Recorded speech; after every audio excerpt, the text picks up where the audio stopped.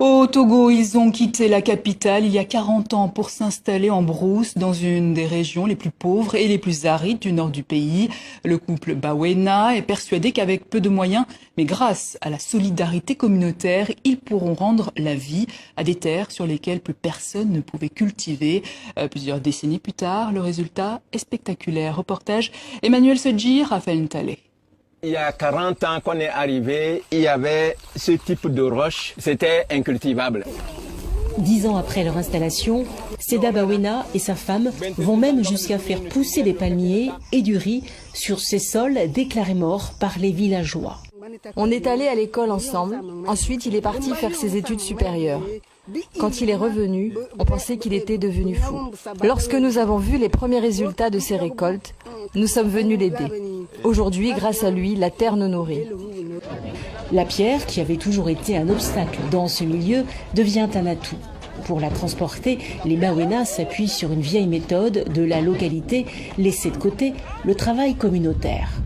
Un magasin naturel de cailloux à la portée de la population.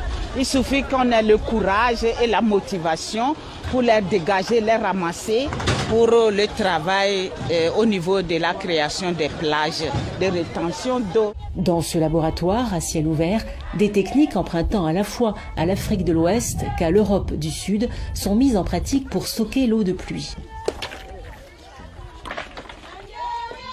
On a cassé les termitières dans la nature, ça fait du ciment naturel et on va remplir entre les cailloux dans le gabion. Le jour où le grillage peut se fissurer, l'argile des termites plus les cailloux auront eu le temps de former une termitière que l'eau ne peut pas ronger. Une trentaine de plages de rétention d'eau est construite sur l'éco-village de Natou. Tout est valorisé, rien ne se perd.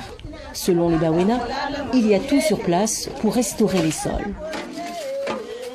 Je me forme personnellement et hors de moi, former aussi les gens tout autour de moi. Après avoir manqué d'eau pendant des années, près de 500 personnes d'une même communauté, rien qu'avec des pioches et leur force de travail, ont réussi à apprivoiser l'écoulement des eaux de pluie. L'infiltration alimente aujourd'hui une forêt de 2 hectares, des pépinières, des arbres fruitiers, des espèces végétales qu'il était impossible autrefois de cultiver sur ces terres arides.